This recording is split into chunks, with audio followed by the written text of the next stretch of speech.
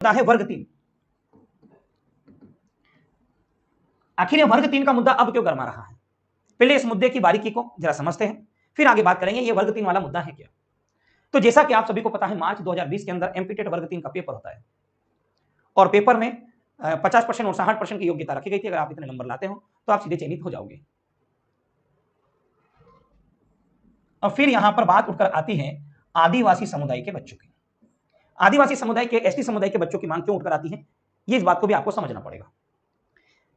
जब यहां पर 50% का दायरा रखा गया कि आपको 50% मार्क्स लाना है, तो इन बच्चों के 50% मार्क्स के आसपास आए, इससे ज्यादा भी आए, कुछ के 2, 4, 5 नंबर कम भी आए।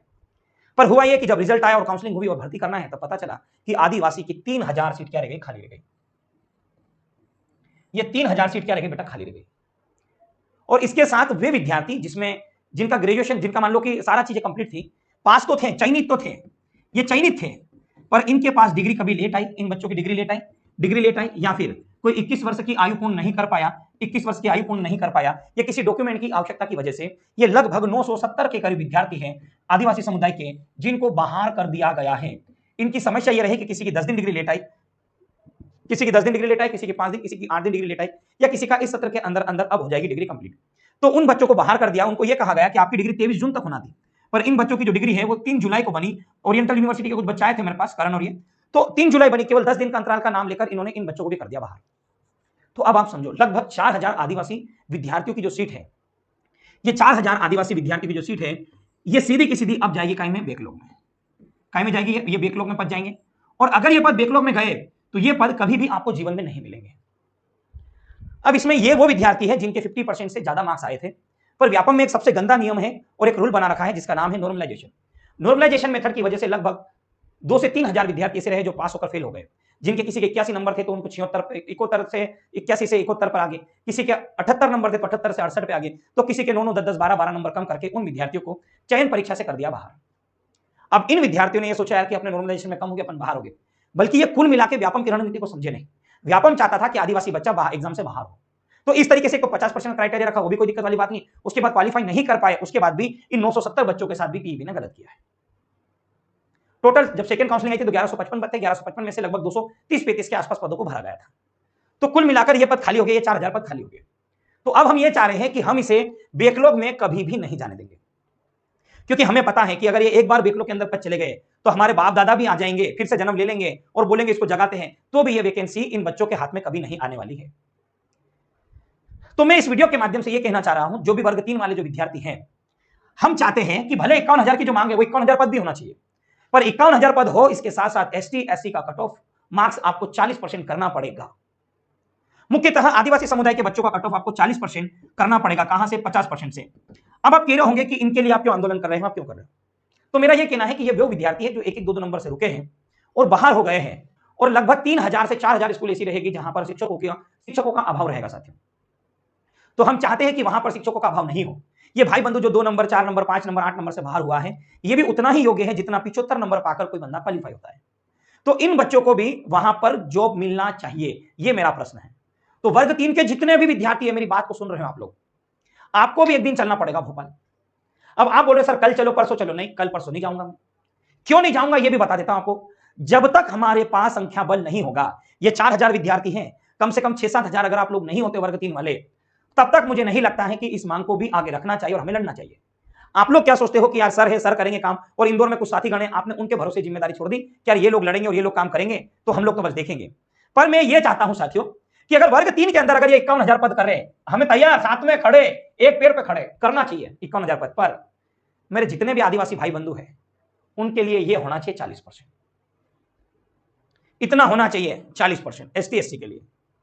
51000 पद करो, हमें दिक्कत नहीं है, पर शर्त यह है कि 40% करना चाहिए यहां पर। क्यों? क्योंकि ये लोग भी उतने ही हक रखते हैं, उतना ही अधिकार रखते हैं जितने बाकी सब लोग रखते हैं। तो वर्ग 3 के जो विद्यार्थी हैं, जितने भी, मेरी बात को ध्यान से सुनना, मैं कुछ आगे की आपको रणनीति बता रहा हूं। आगे की रणनीति यह है कि हम सभी लोग एकजुट होकर बेगा भारिया सहरिया वाला मुद्दा और वर्ग 3 के मुद्दे को लेकर हम जाएंगे भोपाल। और मैंने क्या कहा कि आज तक जो इतिहास में नहीं हुआ वो अब होना चाहिए, जो आज तक नहीं हुआ वो अब होना चाहिए इतिहास में। कभी किसी आंदोलन को लेकर भोपाल में 10,000 20,000 लोग नहीं गए, पर मैं ये जानता हूं कि आप इतनी ताकत रखते हो कि हम 20 या 50,000 लोग भी हो सकते हैं वहां पर। बस शर्त यह है कि कोई नेता का मंच नहीं होगा, कोई मंत्री संतरी नहीं होगा, किसी पार्टी के झंडे नहीं होंगे, केवल और केवल बेरोजगार युवा इस आंदोलन का करेगा नेतृत्व। और क्यों करेगा नेतृत्व? क्योंकि मांग उसकी है, मनवाएगा भी वो। कहीं गोपाल सर मंच नहीं मिलना चाहिए कि बड़े नेता बन जाए और वहां जाके भाषण दे, ऐसा नहीं। ये बच्चों के हक अधिकार की लड़ाई है, बच्चों को लड़ने दो। इसके अंदर कोई भी राजनीति मत घुसेड़ना। राजनीति घुसड़ोगे तो वहीं जूते खाओगे, क्लियर बता रहा हूं आपको। अगर पक्ष विपक्ष करना तो वहीं जूते खाओगे आप। तो इस चीज को राजनीति से परे रखना है और युवाओं के हक अधिकार की आवाज को उठाना है और इनकी जो मांग है, इनकी मांगों को पूरा करना पड़ेगा। अगर मैं कहूं कि आप में से कितने लोग आंदोलन करते हैं तो साथ देने मेरा, कितने लोग मेरा साथ देंगे, तो अभी ये कमेंट बताएंगे कि कितने लोग मेरा साथ देंगे। हाँ भाई, 51,000 के लिए भी सपोर्ट करेंगे। हाँ, एक आया, देखो क्या कह रहा है, एसटी में फॉर्म भरने वालों को नौकरी मिलना चाहिए। मिलना चाहिए, बेगा भाई सही को मिल रहा है, हमको मिलना चाहिए। हमारे पगले, तेरे जैसा पगला नहीं देखा, देख के मैं धन्य हो गया हूं। अब देखो, मैंने आपको ऊपर एक लिंक दी है, आप जो कमेंट जा रहे होंगे ऊपर एक ग्रीन कलर में लिंक आ रही होगी। अब मुझे यह डिसाइड करना है कि ऐसे कितने लोग हैं जो उस दिन आंदोलन में मेरा साथ देंगे। तो मैंने आपको ऊपर फेसबुक की लिंक दी है, उस लिंक को आप ज्वाइन कर लो साथियों। या फॉलो करना चाहो कर सकते हो, नहीं करना मत करो, पर उस आईडी पे आप एक्टिव रहना, क्योंकि मैं वहां पर एक्टिव रहता हूं और वहां पर विद्यार्थियों के मुद्दों की बात को मैं रखता रहता हूं। तो उस चीज को शेयर करना पड़ेगा आप लोगों को और आगे तक आपको मेरा साथ देना पड़ेगा। तो ये चीजें हैं। अब देखो, ये मैं डिसाइड नहीं करूंगा कब होगा आंदोलन। अब हर एक व्यक्ति की जिम्मेदारी बनती है, अगर आप गांव में हो। अब मेरी प्लानिंग समझना क्या है। जो बेगा भारिया सहेरिया, ये बेगा भारिया सहेरिया और वर्ग 3, अब इसमें आपको क्या करना है। अब आप कह रहे यार मेरी पहचान नहीं है, तो बेटा मत करो काम, कोई मतलब नहीं है काम करने से। अब आपको एक काम चालू करना है। अब आपको आपके गांव के लोगों का बनाना है ग्रुप, आपके गांव के लोगों का बनाना है ग्रुप, और आपको उस ग्रुप के अंदर यह बात रखनी है, या फिर आपके गांव का जो ग्रुप बना हुआ है उसके अंदर आपको ये बात रखनी है। आपकी बात से कितने लोग सहमत होते हैं, फिर आपको उसका ग्रुप बनाना है। और उस ग्रुप बनाने के बाद आप जिस भी क्षेत्र में रहते हो, यह काम आपको अभी से करना पड़ेगा। इस वीडियो के माध्यम से हम 4 से 5 दिन का समय ले, आप हर एक बंदे को जो गांव में रहता है, आप अपनी जो पंचायत होती है, पंचायत, आप पंचायत बुलाओ, और पंचायत को बुलाने के बाद आप अपनी बात रखो, और बात यह रखो कि हमारे साथ ये हो रहा है, हम आगे क्या करें। अगर हम भोपाल जाते हैं तो कितने लोग ऐसे हैं जो इस आंदोलन में हमारा साथ देंगे, ये आपको पूछना पड़ेगा। तो अगर आपको पता चला कि 8 लोग देंगे, 10 लोग देंगे, 20 लोग साथ देंगे, तो आप उन 20 लोगों का ग्रुप बनाओ और उन 20 लोगों के साथ आओ। आप कहां पर? भोपाल। अब आप कह रहे होंगे हम तो युवा युवा है, युवा युवा नहीं। अगर आप चाहते हो कि इन मुद्दों का हल निकले, तो आपको अकेले नहीं, आपको आपके माता पिता के साथ भी आना पड़ेगा। जरूरत पड़ी तो आपके माता पिताओं को भी आपके साथ आना पड़ेगा। ये वीडियो जरूर दिखाना आप अपने माता पिता को कि हमारे सर ने ऐसी बात बोली, हो सकता है आपको गलत लग रहा होगा। तो पहले आप आपके गांव में पंचायत करो, पंचायत में देखो कितने लोग हो रहे।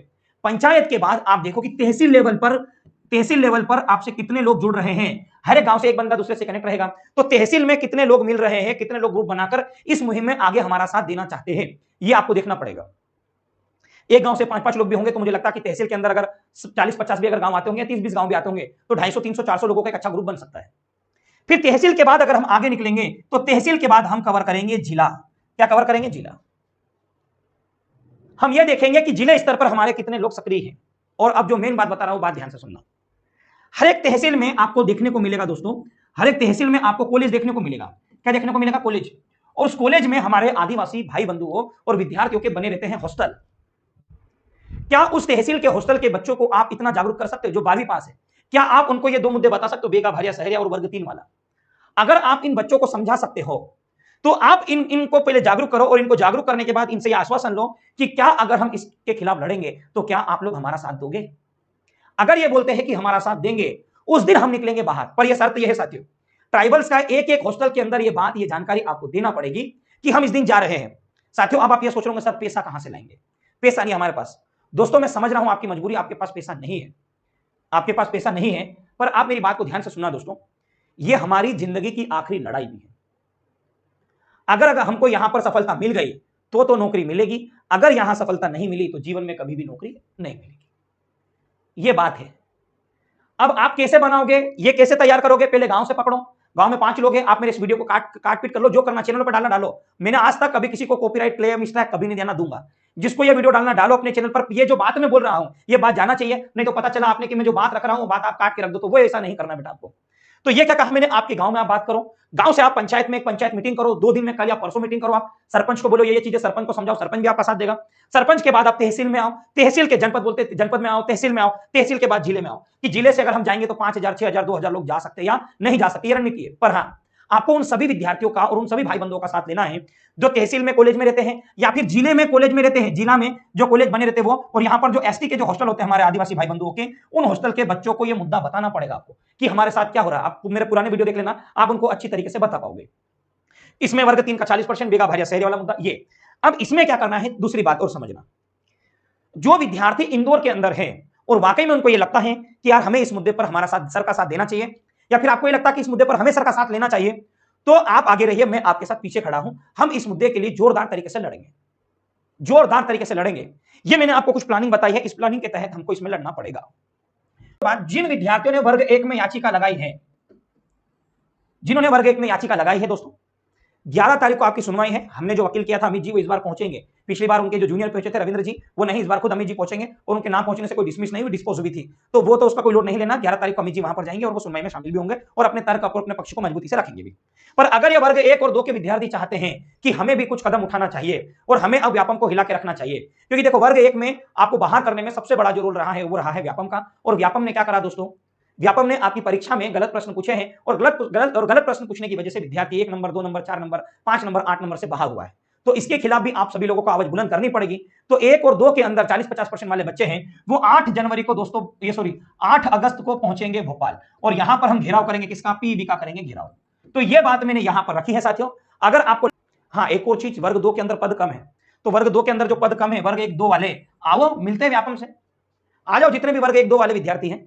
अगर आपको ये लगता है कि यार हमें पद वृद्धि करवाना चाहिए, साइंस के मात्र 68 पद है और सोशल साइंस के मात्र 94 पद है, तो यार इतने पद से होता क्या है, सब्जी के बागार भी नहीं लगेंगे उसमें। अगर मान लो 68 पद साइंस के हैं, 68 पद, तो 4 कैटेगरी है भाई, 20% आरक्षण, तो एसटी की सीट हो गई 13, एससी की हो गई 13, और ओबीसी की हो जाएगी कितनी, ओबीसी की हो जाएगी 13-78, और ये हो गए 10 हो गए, और बाकी सीटें जो बची वो कहां चले गए, जनरल की। अब इसमें भी आपको गर्ल्स को देना पड़ेगी, फिर जो बचेगी वो बचेगी, तो 68 पोस्ट केवल साइंस की है और 94 पद केवल और केवल सोशल साइंस के है। तो ये एक बड़ा मुद्दा है, इसके ऊपर बात रखना चाहिए पदों में वृद्धि को लेकर। तो जो विद्यार्थी साथ देना चाहते हैं पदों में वृद्धि को लेकर, वो 8 अगस्त को मिलेंगे भोपाल में, हमको घेराव करना है पीईबी का, बात खत्म। सर्वर बिजी, सब बिजी, इसको छोड़ेंगे नहीं अपन, ठीक है। चलो, तो बहुत बहुत धन्यवाद आप सभी साथियों का, कोई आए या ना आए। देखो अब एक और बात, अब आप कह रहे होंगे यार बकवास कर रहा है, ये कर रहा, कोई आए या नहीं आए मेरे को कोई फर्क नहीं पड़ता, कोई नहीं भी आएगा तो भी 8 अगस्त को मैं अकेला पीएबी के बाहर धरने पर बैठूंगा, बात खत्म। कोई आए या नहीं आए, 8 अगस्त को मैं अकेला पीएबी के बाहर धरने पर बैठूंगा। जिन विद्यार्थियों का जमीर जिंदा है, जिनको लगता साथ देना चाहिए वो साथ देना, जिनको नहीं देना मत देना। मैं जाऊंगा, मैं तो मोहन भाई यहां से पट्टी लगा के जाऊंगा, मैं लोग बोलते बोलता होते हैं, मैं पट्टी लगा के जाऊंगा और चुपचाप वहां पर बैठूंगा। अब देखता हूं कितने लोग मेरा साथ देते हैं, सही बोल रहा हूं मैं, ठीक है। 8 अगस्त को भाई साहब मैं जाऊंगा, और 8 अगस्त को हमारा जो मेन मुद्दा है, एक बार फिर ध्यान से सुन लेना, एमपी पुलिस का लिंक रीओपन करवाना है हमको, और वर्ग 2 के अंदर पदों की वृद्धि और वर्ग 1 का मामला, ये 3 मुद्दे विशेष तौर पर रखे जाएंगे वहां पे, ध्यान रखना। पर बेगा भारिया शहरिया और वर्ग 3 वाला जो मुद्दा है ये बाद में रखेंगे हम, जब हमारा संख्या बल होगा तब। तो 8 अगस्त को अगर कोई विद्यार्थी चाहते हो कि लिंक रीओपन करवाना चाहिए तो साथ देना। अब यहां पर फेसबुक पर बिना काम का बकवास वाला ज्ञान मेरे को मत देना। आप नहीं भी आओगे, आप नहीं भी आओगे तो भी मेरे को कोई फर्क नहीं पड़ता है, आना तो आना, क्योंकि आपके हक अधिकारों की लड़ाई के लिए जा रहे हैं। साथ देना तो देना, नहीं देना तो मत देना। इसके बाद में रोना गिला शिकवा मत करना। 8 अगस्त को कोई नहीं भी आएगा तो मैं आपसे ये कह रहा हूं, कोई नहीं भी आया तो मैं अकेला वहां पर जाऊंगा और धरने पर बैठूंगा चुपचाप। अगर आप नहीं आए तो उसके बाद कभी भी मेरे पास मत आना कि सर हमारा ये काम करवा दो, वो करवा दो, फिर आए तो 2-4 झापटे दूंगा और सही साथ कर दूंगा। जितने भी मध्य प्रदेश के युवा है जो फॉर्म नहीं भर पाए हैं, 8 अगस्त को पहुंचना भोपाल, ये आपके हक अधिकारों की लड़ाई है। अगर इसमें भी नहीं आओ तो घर पे बैठे रहना और अपने जीवन को बर्बाद करते रहना। धन्यवाद, जय हिंद, जय भारत, भारत माता की जय। आप सभी को इंकलाब जिंदाबाद, और जय हिंद, जय भारत।